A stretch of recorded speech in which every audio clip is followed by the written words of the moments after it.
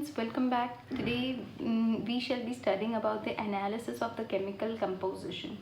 So in the previous class we did studied about the micromolecules, then the macromolecules, fine, and even the that is organic and inorganic molecules. We did study about this classification, that molecules may be organic, inorganic, or they may be micro in nature or macro in nature. Fine, today we shall be studying about how to analyze the chemical composition present in a given substance. कि भाई particular कोई living thing, living अपने पास चीज़ है, fine, तो उस living tissue के अंदर समझ लो या उस पार्ट के अंदर कितना केमिकल है, कितना कौन सा केमिकल कंपोनेंट है, तो उसको जानना है तो हम कैसे जान सकते हैं. That is how to analyse the chemical composition inside a living tissue. Fine, जैसे कि हमें पता है कि भाई this particular this paper it is made up of wood, तो उसके कंपोनेंट क्या हो सकते हैं. Similarly we know that the vessels they may be made up of aluminium वगैरह वगैरह.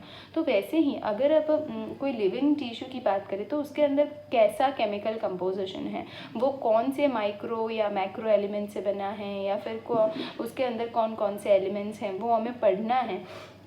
तो दैट इज़ हमें समझना है. तो that is why we are studying how to analyse the chemical composition.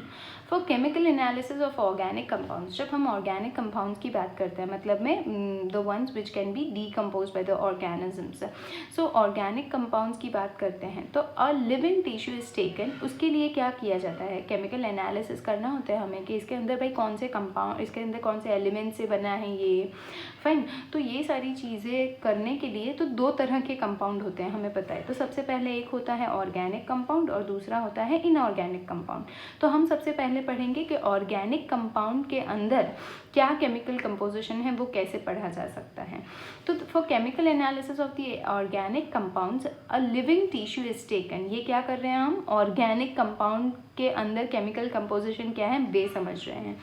Fine, एक लिविंग टिश्यू को लिया जाता है, उसको चर्न किया जाता है, मतलब में उसको जैसे कि आपने ले रखा है एक लीफ का part, fine, and churned with trichloro acetic acid. उसको क्या करते हैं, ट्राइक्लोरो एसिटिक एसिड के साथ मिक्स करके उसको ब्रेक डाउन कर देते हैं. Trichloro acetic acid, that is trichloro acetic acid, fine.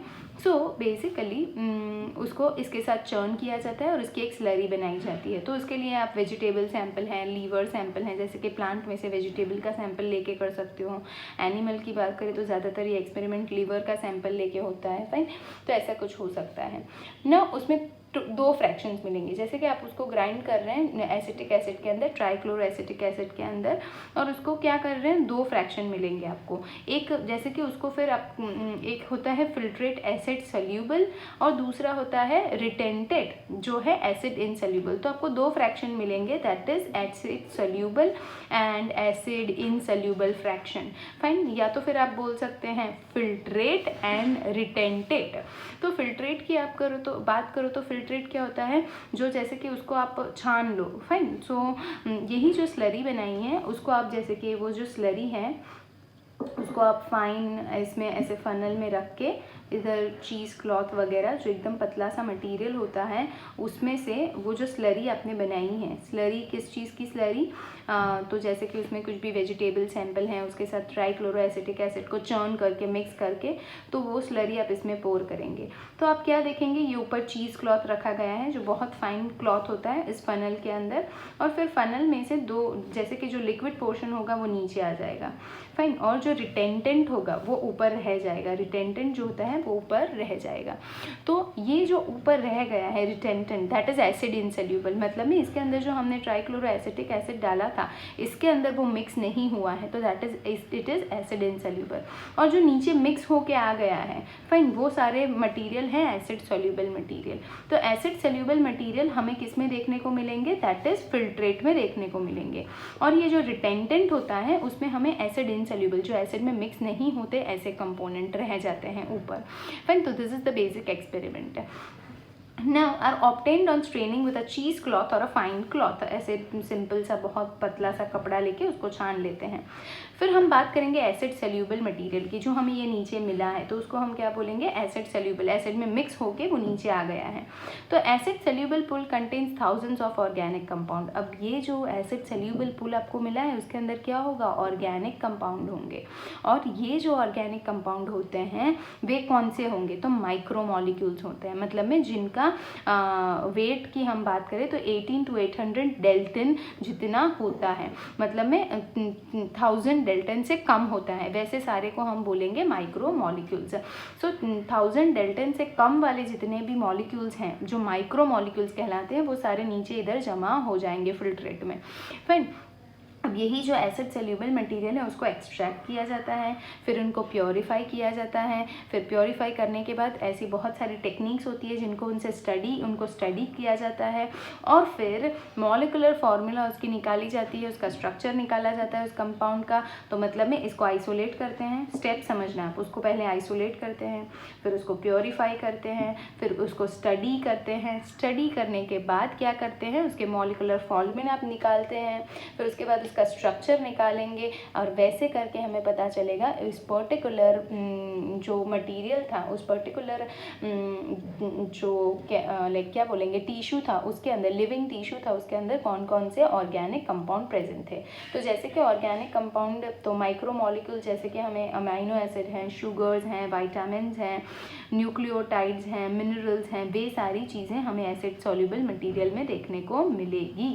Fine.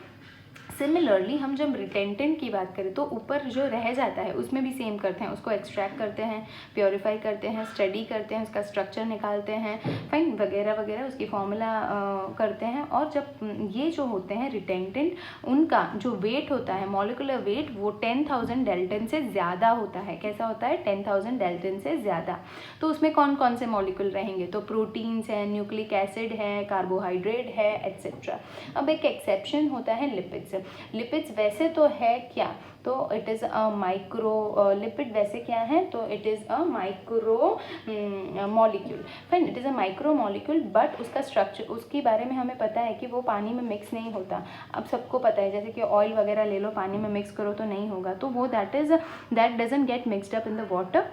Fine, and that is the reason वो पानी में मिक्स नहीं होता, हाइड्रोफोबिक है। वही रीज़न है कि वो क्या रह जाता है, भले वो माइक्रो मॉलिक्यूल है फिर भी वो रिटेंटेंट में रह जाता है।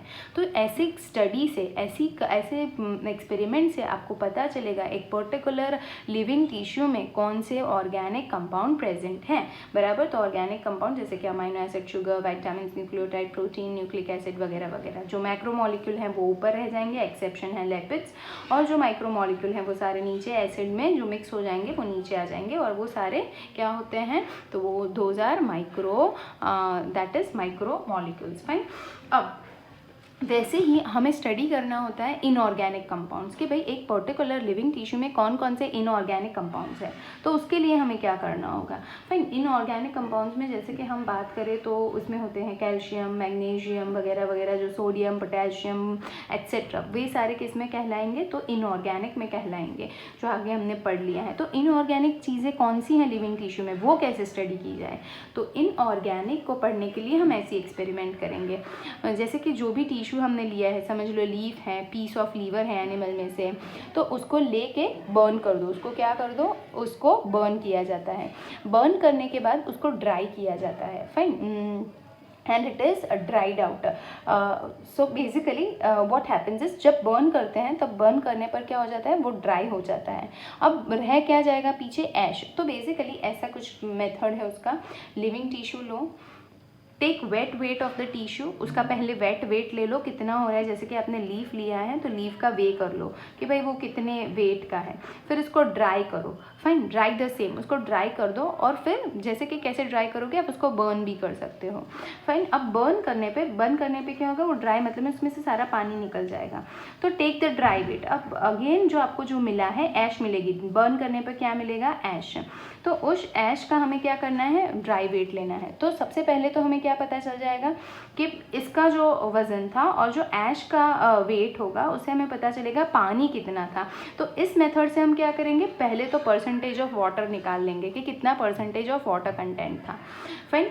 नाउ ये करने से क्या होता है, ऑर्गेनिक कंपाउंड्स जो होते हैं, ये वाले जो भी कंपाउंड्स होते हैं उसको बर्न किया जाता है और ऐश रह जाती है। बर्न करने पे क्या होगा, उसके अंदर पहला तो चीज़ क्या है, बर्न करने पे जितनी भी ऑर्गेनिक कंपोनेंट्स होंगे, जैसे कि अमाइनो एसिड है, शुगर है, विटामिन है, प्रोटीन्स हैं, सारी की सारी ऑक्सीडाइज हो जाएगी। ऑर्गेनिक कंपाउंड क्या हो जाएगी, ऑक्सीडाइज हो जाएगी। तो और ऑक्सीडाइज होके वो CO2 के फॉर्म में एटमॉस्फेयर में चली जाएगी और पीछे रह जाएगा ऐश।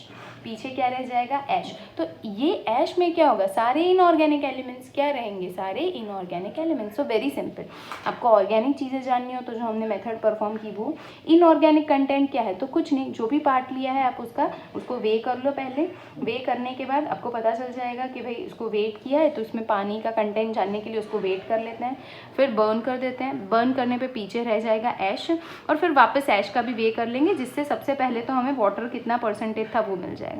फिर ये बर्न किया है हमने तो उसका क्या कारण है, बर्न करने पर ऑर्गेनिक कंपाउंड जो उसके अंदर थे वो सारे बर्न हो जाएंगे, सारे के सारे क्या हो जाएंगे, ऑर्गेनिक कंपाउंड बर्न हो जाएंगे और पीछे रह जाती है ऐश।